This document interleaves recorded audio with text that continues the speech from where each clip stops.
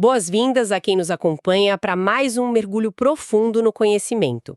É sempre uma satisfação abrir esse espaço para nossa investigação metódica. Disseca materiais que realmente ampliam a nossa compreensão técnica sobre o mundo natural. E a nossa missão na análise detalhada de hoje foca num documento bem específico de laboratório de química. E o escopo central desse material é estabelecer a metodologia exata para determinar o teor de carbonato em uma amostra sólida desconhecida. E o que a gente tem para análise hoje transcende aquela ideia de um mero manual de instruções, sabe? Aquela coisa sequencial e engessada.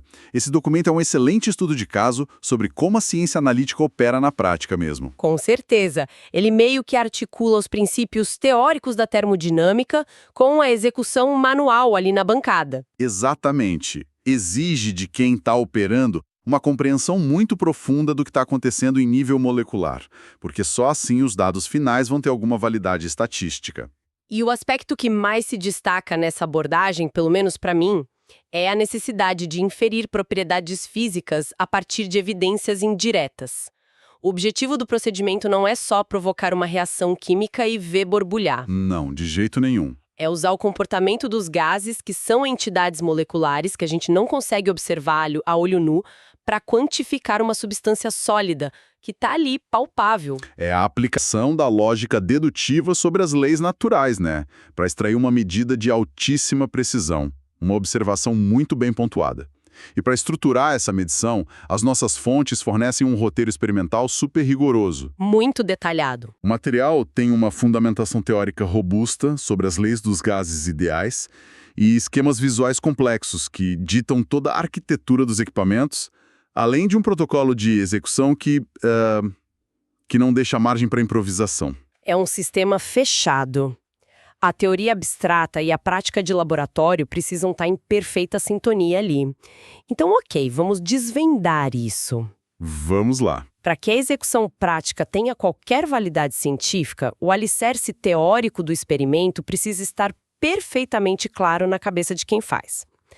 Lendo o roteiro, a gente nota que o grande desafio analítico não é a geração do gás em si, mas isolar as variáveis envolvidas. Precisamente. Como que a modelagem matemática dessas leis da física sustenta a precisão dessa medição tão específica? Bom, o documento estabelece o conceito de gases ideais como o grande pilar de toda a matemática do experimento.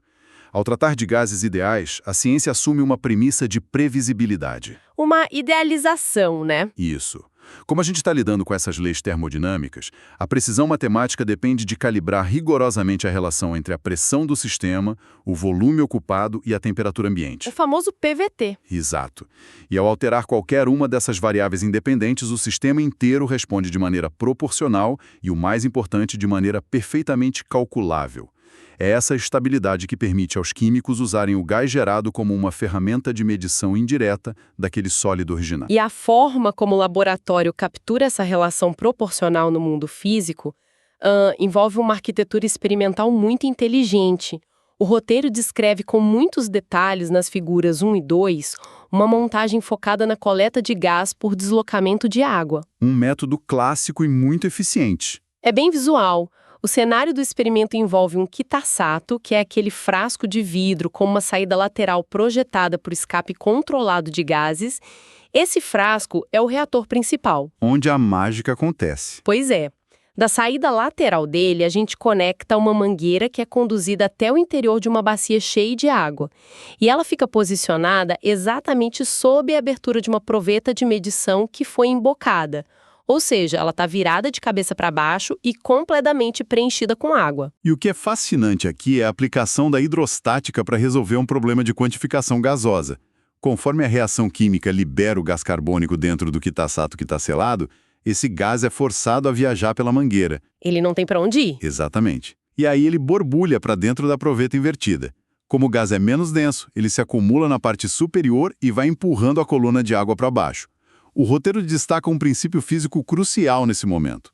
O engenho dessa montagem é notável. A ciência encontrou um jeito mecânico de usar o deslocamento visível da água para capturar e medir o volume de um fluido invisível. É brilhante. E ainda garantindo que a pressão interna seja uma variável conhecida e controlada pelo próprio ambiente externo. É um design de uma elegância técnica ímpar.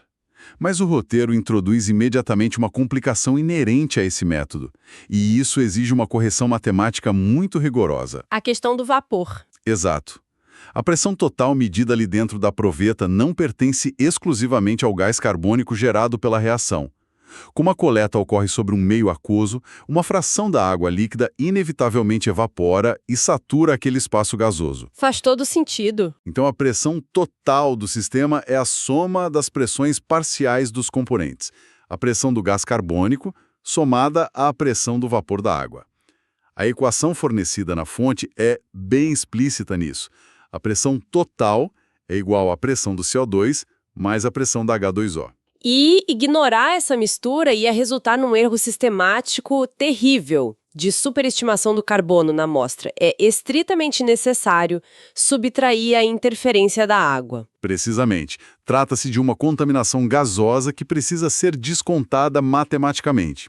E isso conduz a nossa análise para um conceito físico-químico ainda mais profundo que o documento explora. E ele é fundamental para determinar o valor exato dessa pressão de vapor de água a ser subtraída dos cálculos finais. Aqui é onde a coisa fica realmente interessante. O documento dedica uma seção inteira à explicação do conceito de pressão de vapor. O texto define isso como a tendência intrínseca que as moléculas de um líquido possuem de escapar da fase líquida e transitar para a fase gasosa. Uma força muito real. É uma força gerada pela energia cinética das moléculas ali na superfície do líquido, né? É uma definição termodinâmica super precisa. Todo líquido num sistema fechado entra num equilíbrio dinâmico entre evaporação e condensação.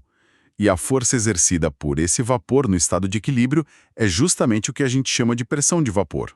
E o manual detalha que essa grandeza é totalmente dependente da temperatura. Totalmente.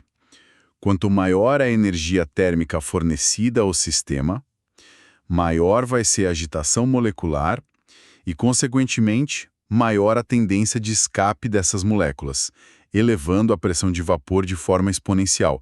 Isso até atingir um limite físico que a gente observa direto no cotidiano. O famoso ponto de ebulição. Isso. O roteiro desmistifica esse conceito de fervura de um jeito que altera bastante a percepção comum sobre as mudanças de estado físico. O texto esclarece que a ebulição não é um evento desencadeado apenas por um limite térmico de aquecimento. Não é só jogar calor. Sob a ótica científica, a ebulição, que é caracterizada pela formação turbulenta daquelas bolhas de vapor no interior da massa líquida, ocorre no instante exato em que a pressão de vapor do líquido consegue se igualar à pressão externa exercida sobre a sua superfície. Essa é a distinção fundamental entre evaporação superficial e ebulição plena. E o documento apresenta dados empíricos muito cruciais para ilustrar essa relação de dependência entre a pressão e a temperatura. Os dados registrados na fonte ilustram essa mecânica perfeitamente. Dá uma olhada nesses números. O roteiro aponta que a água atinge seu ponto de ebulição a 100 graus Celsius apenas quando submetida a uma pressão externa de 1 atmosfera, o que corresponde a 760 milímetros de mercúrio. O padrão ao nível do mar. Exato. Contudo, as variáveis mudam drasticamente com a alteração do ambiente. Se o sistema for despressurizado para 355 milímetros de mercúrio, a água entra em ebulição a meros 80 graus Celsius. Ferve muito mais rápido. Em contrapartida, se houver uma pressurização elevada para 1.268 milímetros de mercúrio, a ebulição vai exigir uma temperatura muito maior, alcançando 115 graus Celsius, ou seja, o ambiente que impõe os limites da transição de fase. E se conectarmos isso ao panorama geral, a gente percebe que o estado físico da matéria não possui constantes absolutas desconectadas do seu entorno. A temperatura e a pressão são variáveis interdependentes que governam a estabilidade estrutural de todas as substâncias. É uma dança constante. Sim. E retornando ao escopo da nossa análise laboratorial, compreender a mecânica da pressão de vapor é inegociável.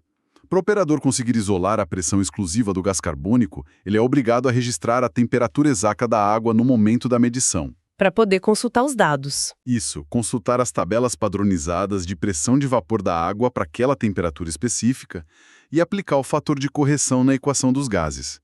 É um verdadeiro exercício de purificação de dados. E sem essa purificação matemática, o resultado analítico seria completamente inútil. Totalmente inútil. Agora, movendo a nossa análise da teoria abstrata para a infraestrutura necessária para a execução. O ambiente de laboratório que o documento descreve reflete uma preocupação extrema com o controle e a mitigação de riscos, antes de qualquer dado ser coletado. Ah, com certeza.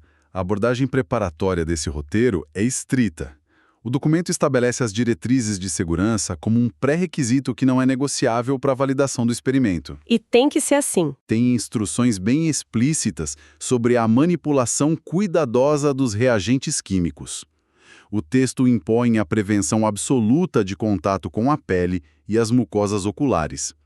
Além disso, o protocolo exige a consulta prévia à FISIPOC. A ficha de informações de segurança de produto químico. Exatamente. É um documento padrão da indústria que detalha o comportamento toxicológico, as incompatibilidades químicas e até os procedimentos de descarte de cada substância envolvida. O nível de padronização se estende ao equipamento de proteção individual também. O texto determina a obrigatoriedade do uso de óculos de segurança com proteção lateral, calça comprida, jaleco de mangas compridas e calçado fechado. É para proteção total.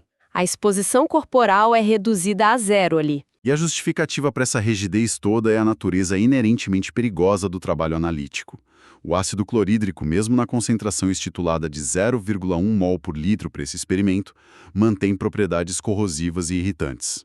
Não dá para brincar. O laboratório precisa operar como um ambiente de controle mitigado.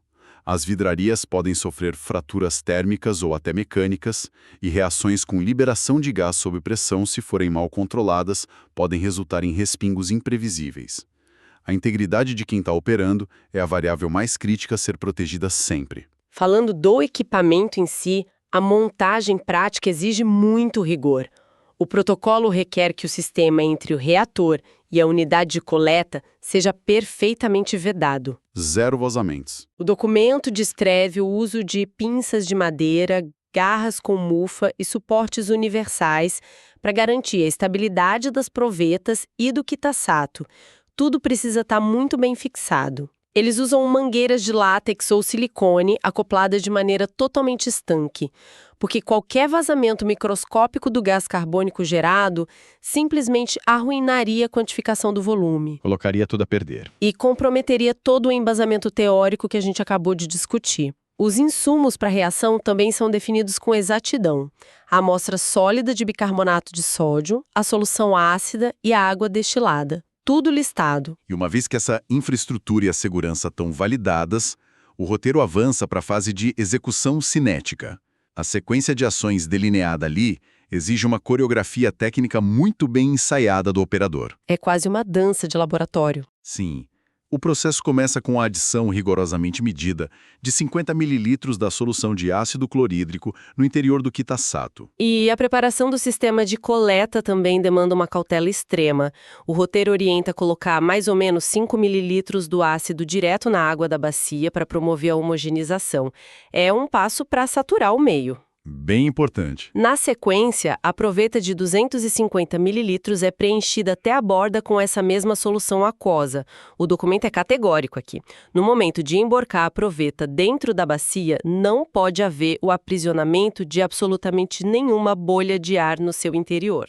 Qualquer volume de ar atmosférico retido ali na proveta antes da reação começar seria quantificado erroneamente como se fosse o gás carbônico gerado.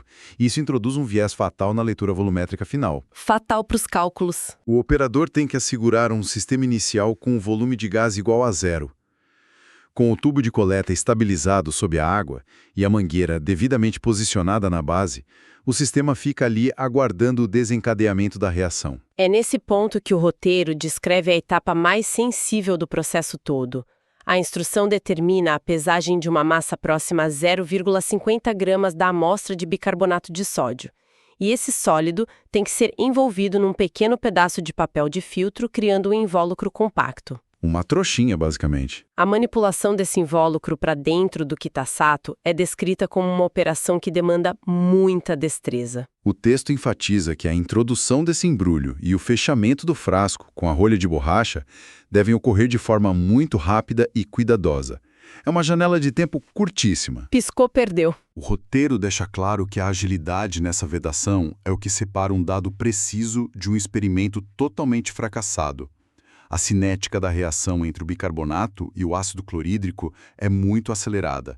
A geração de gás começa quase que instantaneamente ao contato. E se a vedação não for imediata? Os primeiros mililitros de gás carbônico vão escapar para o ambiente do laboratório, e isso inviabiliza completamente a correlação estequiométrica entre o volume lido e a massa inicial do sólido. Mas como o sistema é selado a tempo, a pressão interna aumenta e o gás percorre a mangueira, deslocando a coluna de água dentro da proveta. Dá para observar a descida do menisco da água à medida que o volume de gás vai ocupando a porção superior do cilindro graduado. Isso levanta uma questão importante do ponto de vista metodológico.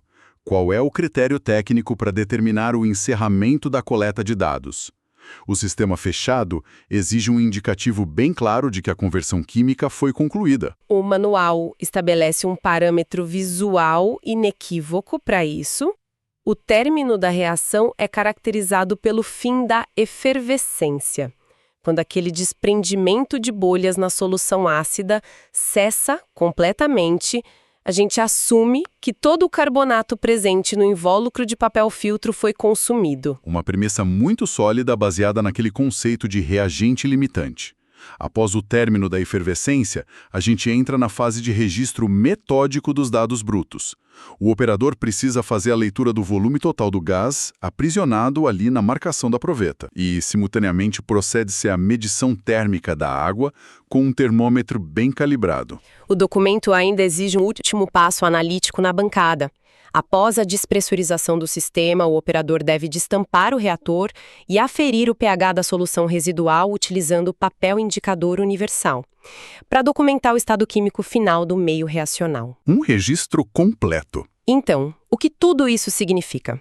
Depois de estruturar os equipamentos, mitigar os riscos, promover a reação de forma isolada e registrar todos esses volumes e temperaturas com esse rigor todo, como que a informação bruta se transforma em conhecimento de fato? Significa a aplicação da modelagem matemática sobre os dados empíricos que foram coletados.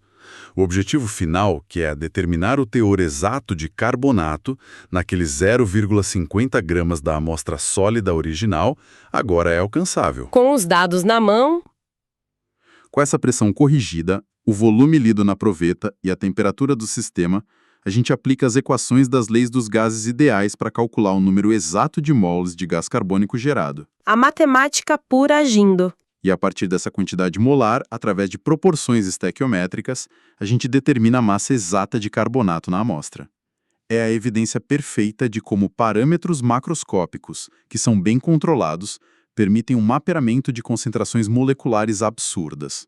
É fascinante ver a capacidade humana de organizar vidrarias, água e reagentes em um sistema fechado para fazer com que as leis invisíveis da termodinâmica trabalhem a nosso favor. É exatamente isso. A mensuração de algo intangível se converte num dado concreto que define a composição exata da matéria sob análise. A ciência analítica se fundamenta justamente nessa capacidade de construir essas pontes lógicas entre o comportamento de sistemas gasosos amplos e as frações microscópicas de uma amostra sólida. A robustez desse método específico está em antecipar as interferências, como o vapor de água, e neutralizá-las através de cálculos compensatórios. A gente pega as incertezas e transforma em dados incontestáveis. E essa fundamentação das equações que neutralizam incertezas nos leva a uma reflexão muito pertinente baseada numa ressalva vital que está presente logo no início do texto da nossa fonte. A questão da idealidade. Isso. O documento adverte que a modelagem matemática que sustenta todos esses cálculos precisos é válida porque os gases reais se aproximam do comportamento ideal apenas sob condições bastante específicas. Quando a pressão do sistema não é excessivamente alta e quando a temperatura não é demasiadamente baixa. Exato. Uma condição de contorno termodinâmica que define os limites de validade de todo o experimento. E essa ressalva introduz um pensamento muito instigante para quem está acompanhando a gente. Qual seria? Toda essa elegância matemática funciona com perfeição nas condições controladas da nossa biosfera e das nossas bancadas. Mas fica a reflexão sobre o comportamento da matéria em ambientes extremos do universo. Cenários onde as regras mudam. Pensa nas fossas abissais dos oceanos ou nas atmosferas profundas de gigantes gasosos como Júpiter. Lugares onde as pressões são esmagadoras e as temperaturas podem ser extremas. Nesses casos, quando a densidade aumenta a ponto de forçar as moléculas a interagirem intensamente umas com as outras, quebrando aquela premissa de não interação dos gases ideais, os modelos analíticos que a gente utiliza corriqueiramente simplesmente entram em colapso. Não funcionam mais. E compreender os limites da nossa matemática atual é justamente o primeiro passo para o desenvolvimento de novas leis físicas. Leis que sejam capazes de mapear o universo muito além da nossa zona de conforto ali no laboratório. É uma extrapolação lógica essencial para a ciência. O reconhecimento de que os modelos analíticos possuem domínios de aplicação restritos é o que impulsiona a evolução da físico-química em direção a teorias muito mais abrangentes sobre a mecânica de fluidos sob condições extremas. Sem dúvida alguma. O aprimoramento da técnica analítica é contínuo e nunca para. Finalizamos aqui a nossa investigação técnica sobre as metodologias do... Muito obrigada a quem nos ouviu até aqui. Continuem questionando os limites dos modelos que a gente utiliza para descrever a realidade e até a nossa próxima análise detalhada.